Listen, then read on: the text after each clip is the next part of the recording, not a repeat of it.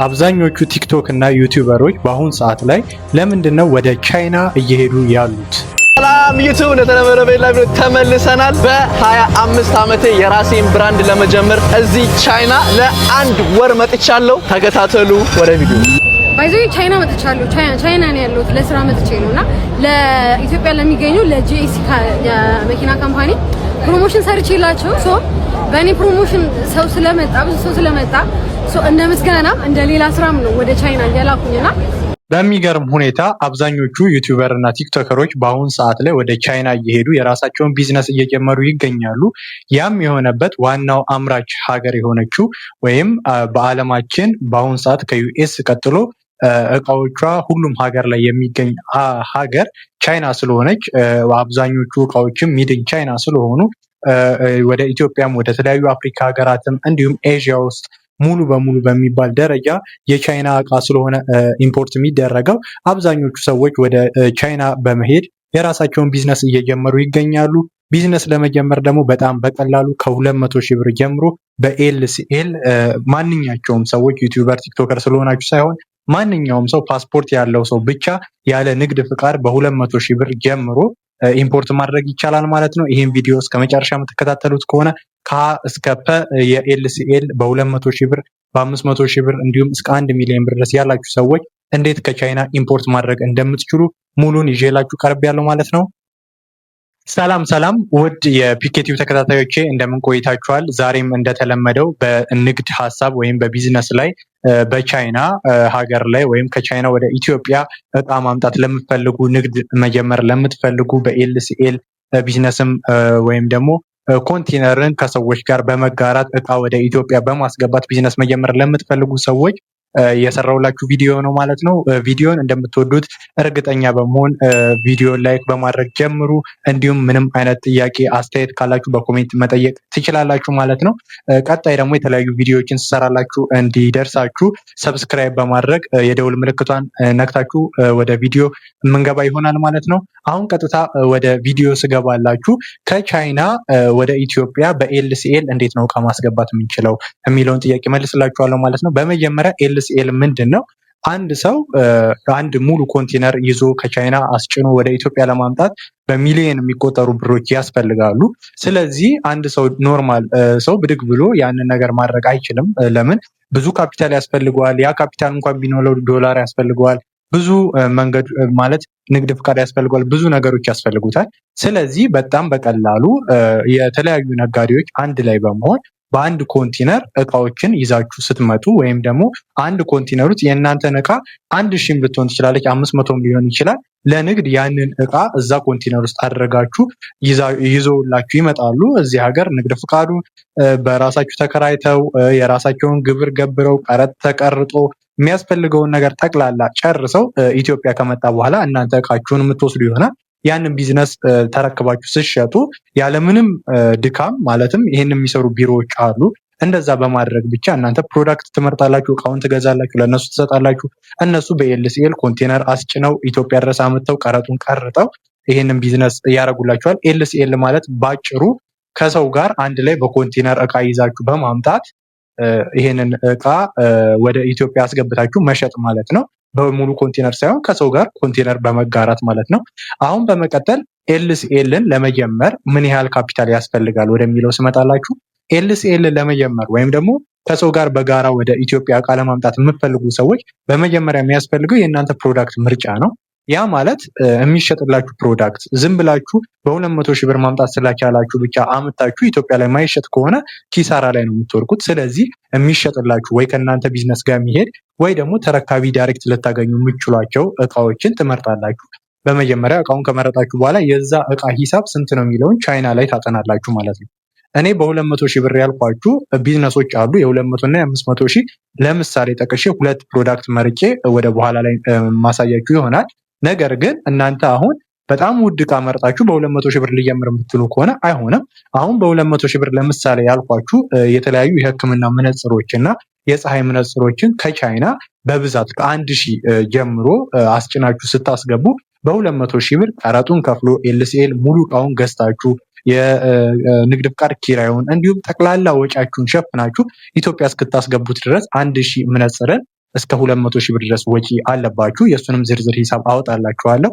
ስለዚህ እኔ መነጽር መርጬ 200 ሺህ ብር ማውጣ ከሆነ አንድ ሰው ሌላ ፕሮዳክት መርጦ በ200 ሺህ ብር ማውጣት አልችልም ማለት አይችልም። ስለዚህ የእናንተ ፕሮዳክት ዋናውን ቦታ ይይዛል ማለት ነው።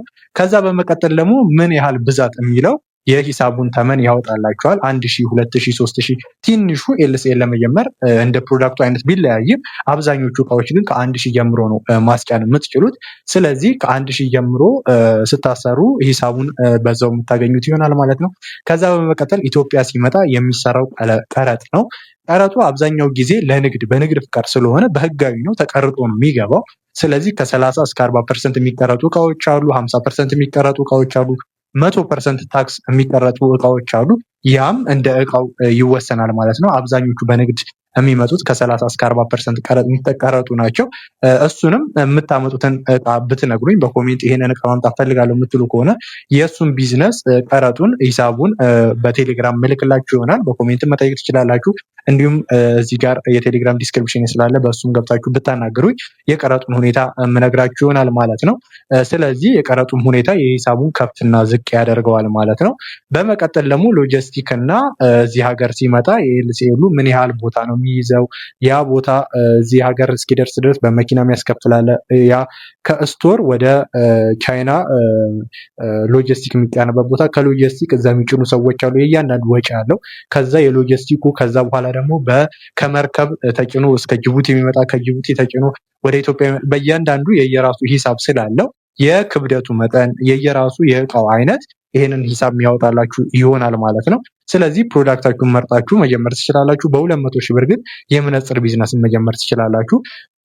እንደ ምሳሌ ደግሞ ቲፕ ጨምሬላችሁ አሪፍ የሚባል በአሁኑ ሰዓት ላይ የተጠና በእኛም ቢሮ በኩል ተሰርቶ ያየሁት በቅርብ በዚሁ በቅርቡ የሱሪ ጅንስ ሱሪዎችን ከቻይና በማምጣት እዚህ ሀገር መነገድ ነው።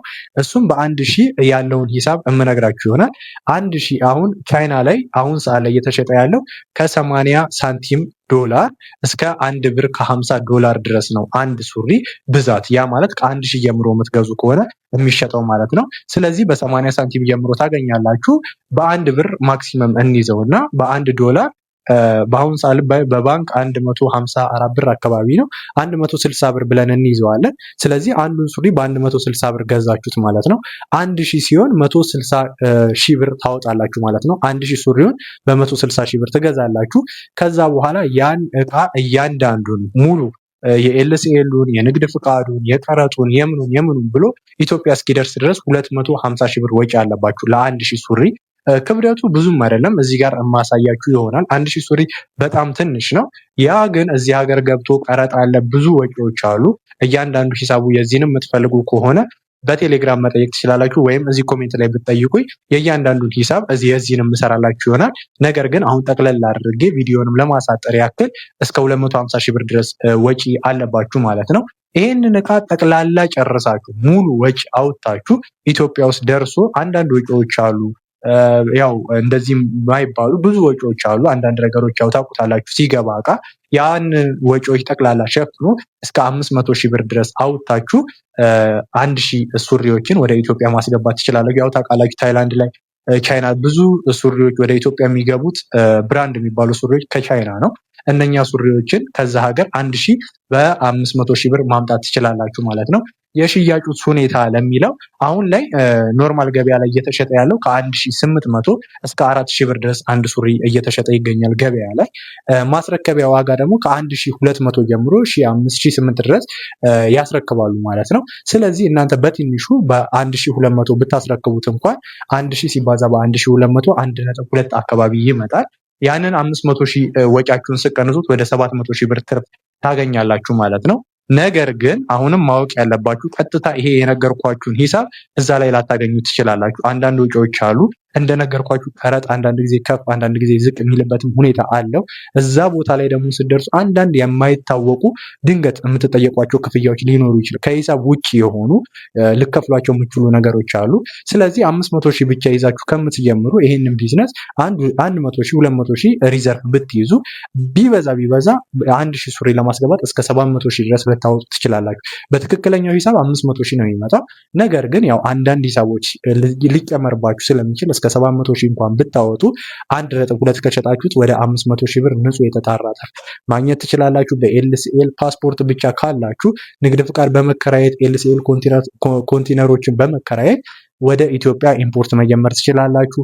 ሌላ የቢዝነስ ሀሳብ ወይም ደግሞ ሌላ እናንተ ኢምፖርት ማድረግ የምትፈልጉት ነገር ካለ በኮሜንት ብትገልጹልኝ የእሱንም ሂሳብ አውጥቼ የምሰራላችሁ ይሆናል። በዚህም ዝርዝር ሂሳብ ስራ ለምትሉ ከሆነ ወይም የቀረጥ ሂሳቡን ዝራ ለምትሉ ከሆነ በኮሜንት መጠየቅ ትችላላችሁ ማለት ነው።